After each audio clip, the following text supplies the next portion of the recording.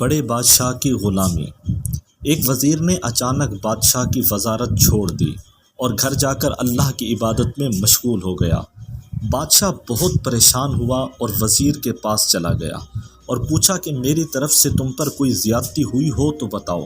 کسی نے کچھ کہا ہو تو وہ بتاؤ، اچانک وزارت چھوڑنے کی وجہ کیا ہے؟ وزیر نے بادشاہ سے کہا، میری وزارت چھوڑنے کی 6 وجوہات ہیں۔ پہلی وجہ یہ ہے کہ تم بیٹھے رہتے ہو اور ہم آپ کے ادب میں کھڑے رہتے ہیں، اور اب میں جس بادشاہ کا غلام ہوں اس کی عبادت یعنی نماز میں بھی بیٹھنے کا حکم ہے۔ دوسری وجہ یہ ہے کہ تم کھاتے رہتے ہو اور ہم کھڑے دیکھتے رہتے ہیں، اور اب میں جس بادشاہ کا غلام ہوں وہ بھوک سے خود پاک ہے لیکن ہمیں پیٹ بھر کر کھلاتا ہے۔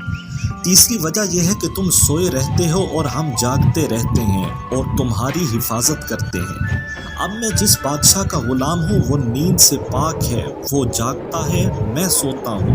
تو وہ میری حفاظت بھی کرتا ہے۔ چوتھی وجہ یہ ہے کہ ہمیں ڈر رہتا ہے کہ کہیں ہم سے کوئی غلطی ہو جائے تو تم ہمارا سر قلم کر دو گے، اور لیکن اب میں جس بادشاہ کا غلام ہوں جتنی مرضی غلطیاں کر لوں اور معافی مانگ لوں تو وہ معاف کر دیتا ہے۔ پانچویں وجہ یہ ہے کہ ہم تم سے کچھ مانگتے تھے تو تم اپنی حیثیت کے مطابق دیتے تھے، اور کبھی کبھی انکار بھی کر دیتے تھے،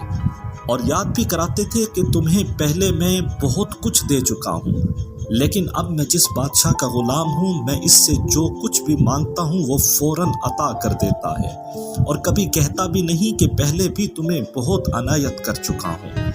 چھٹی وجہ یہ ہے کہ ہمیں ہمیشہ یہ ڈر رہتا ہے کہ کوئی دوسرا بادشاہ تمہیں شکست دے کر تمہیں قتل کر کے ہمیں قیدی نہ کر لے